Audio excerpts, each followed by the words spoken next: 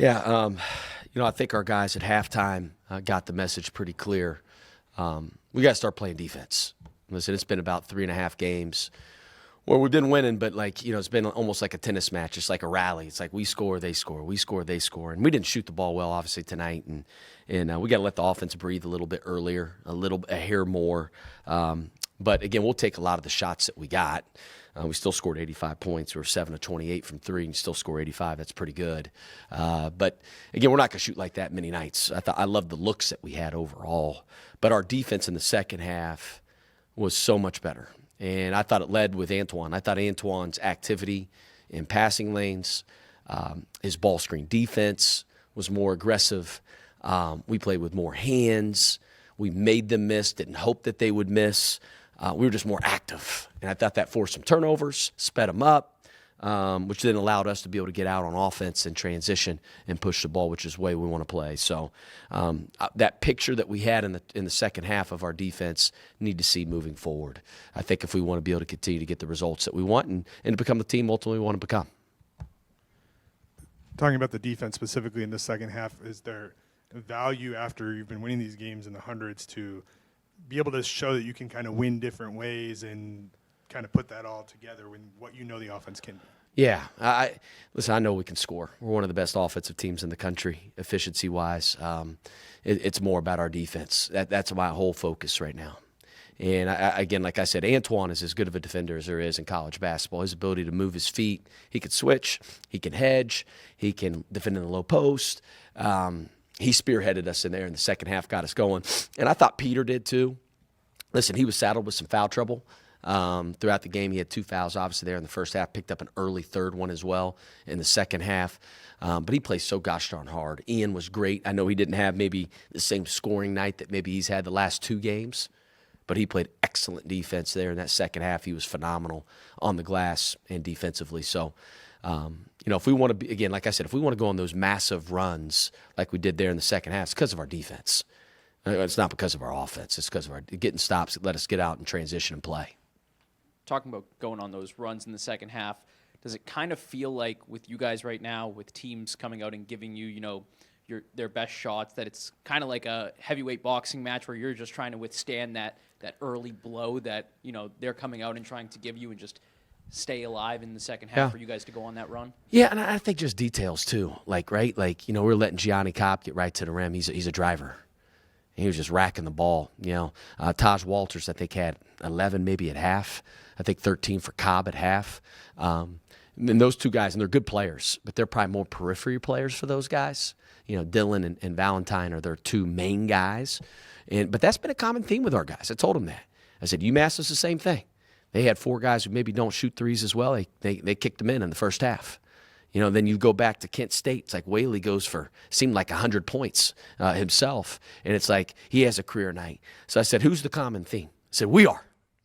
They're not, right? We have to be the aggressor. We got to do our system better. We got to tighten up our execution, and we got to do it harder, right? We got to make them feel us.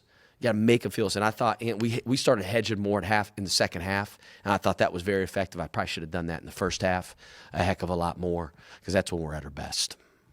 Coach, you obviously break down the games into these 10 rounds. You guys go into round 7. You're down by 5. Yep. You end up winning round 7 14-2 to go up 7 in the game. And you ultimately win rounds 8, 9, and 10. What was the message kind of going into round 7, and how were you guys able to carry the momentum from round 7 through the rest of the game? Yeah, I'd say number one, just being more aggressive on our ball screen coverage. I think you saw us we started hedging a lot more. We were a little bit concerned. You watch all this film, right, of what they've done to other teams and what's going to put yourself in the best position to win the game. We had made the decision we were going to drop a little bit tonight and switch a little bit more in that middle third. But I thought that made us passive, and we just weren't aggressive enough. They say victory, I think, favors the aggressor, is a quote out there. And that's what we were. We said, listen, we're going to be aggressive. We're going to play with hands. We're going to make sure that we, try to get deflections, try to speed them up a little bit. And I thought that was the change in the game. 2 for you, Coach. First things first, the crowd out there tonight, I think over 10,000 strong, the largest crowd ever in Millette. Did you guys feel every single person in there tonight, with the momentum shift in the second? Yeah. Listen, the crowds that we've been having are so appreciated. I think, one, Miami, number one, thanks to President Crawford for having this day. I thought the crowd for the women's team was great. They got the win over Ohio earlier, and they're doing a great job. They're undefeated in MAC play. Glenn Box has them playing really well. And then the crowd that we had was just phenomenal. And I've said this before, but, like, you look at where we were year one, even year two, I mean, it was, I shouldn't even say half empty. It was mostly empty. And the key is you got to put out a good product, right? Which I think both the women's team and the men's team have. And marketing's got to do their part, which our marketing department is actually absolutely crushing it. So everybody's pulling in the same direction. And I've always said, listen, the students here are the key. Can we get students to games, right? Because they got to be the pulse of Millette. And we've been able to do that. And it makes a difference. It propels us. And then through moments maybe where we're not playing quite as well, I heard them throughout the game. Whenever Kirby had that big dunk, it was like, man, the place was like the roof was about to pop off. And that helps us in a big, big way. And that was sort of my next question. Just how fun is it to see, Justin in particular, especially over the last few games, just the role that he's taken on. Yeah, I'm proud of Justin. When he came in the summer, he had a really choppy preseason, was hurt, sick, a lot. But we knew we always had a chance to be special. And I told him that. And I appreciate him trusting us and me. Because I told him I thought the right thing for him to do was to burn the red shirt. I felt like it would help his development, get some experience on a really good team. I thought he could play a very, very vital role for this team. And he trusted us, man, because some people wouldn't do that in that situation. But he was all in. And he wanted to do it for his teammates. And you just see his confidence growing. He's just so athletic. He just plays so hard. He cuts, he runs, he rebounds, he defends. He gets deflections. He can make threes. He impacts the game in a lot of different ways. But really, really proud of him. You talked about defensively how much you all were bad, but the 4-point play, the three and the foul, yep. It seemed like after that you all took off offensively. Just talk about what that meant to the team. Yeah, off the baseline out of bounds. You're talking about Peter's three over there in the corner. Yeah. It was a great slip out by Pete. You talk about execution. We knew they were going to switch that back screen. So we had talked about, again, it's Peter Suter, man. Like you say one thing to him and he does it. He can execute. And we talked about shoot around. He slipped out of it. The guy got stuck off the switch, and great screen by I think it was Antwone, and it was a great look. And again, those moments are big, right? Can you steal those moments in special team situations from baseline out of bounds, sideline out of bounds, ATOs? We take a lot of pride on that in our program. But great execution, and then it allowed us to get those stops, which allows us to get out and go. And that's when we're at our best, is in transition. I just want to switch gears on you a second. They honor Harper today. Yes. I don't know what he means to this programming, and he was played probably before these guys were born. So. Our guys know a lot about Ron. They're very, very well educated. Number one, it's funny, when I first got here, everybody would always reminisce about Ron Harper. Every fan would come up, man, when Ron Harper was here, this place was sold out. And like they always talk about just like him as this, honestly, mythical legend here at Miami. And you saw some of the highlights on the scoreboard before the game. He dunked that ball. It looked like he was looking into the hoop, and obviously he's a decorated player, had a great career here. He's one of the greatest of all times here. Then he goes to the NBA, has an incredible career in the NBA, and he's doing really well post-basketball as well. To get him back to campus, to give him that degree, well-deserved. So we appreciate him coming back. It means a lot. Coach, 22 wins in a row. What's the limit for this team? How far can this team keep going? Well, I think we can go as far as we want to go. Right? We control our own destiny and the day-to-day approach, and just trying to get our guys to understand what it's going to take to continue this, right? Because the further you go, the harder it gets, right? And when we feel no pressure, I want to make sure that's crystal clear, man. Our guys are built for this. But they have to understand what's going to win and separate us is on that defensive end. Well, most nights we're going to score near 100, as long as we're kicking in a few shots, right? Like our offense is elite. Can we be that side on the defensive side? I want to be elite too. That's what great teams are. You guys are tied with Akron at 28 straight home wins. Have you had any talk with John about who is going to fall off the horse first? Yeah. No, I have not. I did not know that stat either. But I'm not shocked. He's built obviously a very good program up there at Akron, and they do a good job protecting home court. But I will say this is the best crowd in the MAC, and it's not even close. These last couple games, it's not even close. Like, who has the best home court advantage when we get these fans out here, man? It's been incredible. It's one thing to go on a big lopsided run when you're up 20 and you've just dominated the game, and you're down 5 in the second half. Yep. And out of nowhere you go on a 38-9 run to close the game. How do you make sense of that? Yeah, we have good spurtability. We do. We can score in bunches, but our defense is what allows you to get those big runs, right? And it allows us to play at the pace that we want to be able to play at. We're more than capable of doing it. We just have to fly around, right? We got to fly around out there defensively. And when we play with active hands, man, God, we're good. We're really good. But that's a picture. The key is, can we do that for 40 minutes, right? That's what this takes. That's what this takes. And our guys know it, but we got to get all the way there. We're nowhere near our full potential, which is good because we're winning games. But we're still leaving a lot of meat on that bone of that wing, man. Like, there's a lot left on there. Do you feel that you're getting the best shot from everybody who comes in here? Feel like you have a target on your back, and if so, how do you go about absorbing that? I know obviously when you're in the position that you all are, you may get some unfamiliar looks from teams that just want to throw something at you and see if that happens. Is that how you feel? Yeah, I mean, listen, again, you got to control the controllables, but we want to be the hunter, not the hunted. We want to be the aggressor. And that's on me tonight. I changed our ball screen coverage, and I was kicking myself at halftime. And I told our guys, I said, listen, we should start hedging some here in the second half and get more aggressive. I just felt like we were soft, just looked methodical, and I didn't like the pace of the game. They had how many, 48 at half? Or 40, seemed like 48. We're up by 2, which is insane because we couldn't make a shot. But again, we gave up 38 points. That's not how great teams do it, man. When you watch great teams across the country, they're really good on both sides of that ball. Yeah, Coach. Luke back from injury tonight, or illness, I guess. Played 29 minutes. How's he feeling, and how influential is he to the team? Yeah, number one, really appreciate Luke playing tonight. He was out for a few days. He practiced a little bit yesterday, not full go, but practiced a little bit. He was gassed. As you can imagine, you lose your wind very, very quickly when you sit out. But again, he makes a huge difference for our team. He's an elite playmaker, scorer, confident.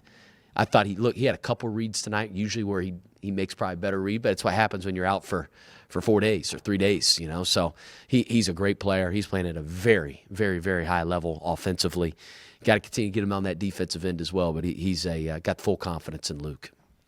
Talking a little bit more about, like you were saying a minute or so ago, about getting teams' best shots. Midway through the first half, down 10, end up winning by 24, 34-point turnaround. Yeah. You've talked a lot about, the huddles being, the players are vocal. You don't want a quiet huddle. Is there one guy today or normally that is, the leader of that pack? Is that a Peter Suter? Is that who kind of takes the charge in that huddle? Man, it's everybody. Pete's a great leader. I mean, he's a phenomenal leader. So's Evan Ipsaro. I know he's been injured right now, but he's unbelievable. But Ian, you hear Antwone, Brant. Brant got that bloodied up a little bit on his lip, but he was talking, just trying to figure out solutions and making sure, again, caring about each other, making sure that we're all in the right mind space heading out of that timeout, that we're all on the same page. They do an incredible job of that. I'm even going to give a special shout out to Eli Yofan. I should have done this earlier. He's been here with me since day one. When I started 3.5 years ago here, and Eli's so selfless. He doesn't play a lot, but he played a lot as a freshman because he had to, right? And he texts Chris Elmore, our trainer, yesterday and says, hey, listen, my back is all jacked up. I'm going to go and practice because I want to make sure that we're ready for the game tomorrow. He said, I probably won't be able to play if I go tomorrow and practice. And I was like, so Chris Elmore, relayed that message to me. And it's just so powerful. It just shows, again, our guys are so selfless. And it goes from Peter Suter to Eli Yofan, all the way, Luke Skaljak, everybody on our team, man. Just incredible, man. And that's why we're a good team, is we got incredible human beings in our locker room. I should have said that earlier. Antwone, what was the difference in the second half, and what were you trying to do specifically in attacking and kind of making your presence felt in that turnaround? Halftime, coach said we need to pick it up.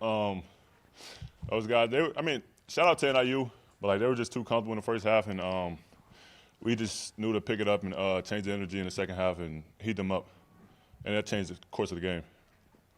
How do you describe that environment out there today? Oh, that's amazing, man. I love when the fans are there. I know the team does too. It's really a game changer when you got that many fans there. When we battled in the first half like that and come out in the second half and able to build on it. When did you first realize that the crowd was going to be a real factor in this one for you guys? I don't really know honestly, but like just them being there, it was huge. Like we felt them there the entire time, and it helped us in the second half with our energy. How much have playing in these close games lately been able to help you guys kind of get into yourselves like in the second half? I would rather not be a close game, honestly, but it's helped us a lot. Been through a lot of different situations where it's overtime, being down 7 in the last 2 minutes of the game. It just helped us a lot, especially with the fans being there again. Like it's a huge difference for us as well. Take us through some of the huddles when you guys are trying to inch your way back. What are those huddles like? And just kind of talk us through those. I mean, it's always a positive huddle. We got player leaders like Ian Elmer, Peter Suter, Trey Perry even, and then the coach comes in and says what you got to say. Everybody listens to that, and then we add what we need to say as well, and then we apply that to the court. And when you had a slam dunk that kind of got the crowd going, started a, I think, 23-5 run, what was the emotions like as you throw that down? I kind of knew it was going to change. Change the game. I was waiting for shoot the gap that whole time, honestly. But it was huge. It was huge. I don't know. The fans got us excited, and we took over, I guess.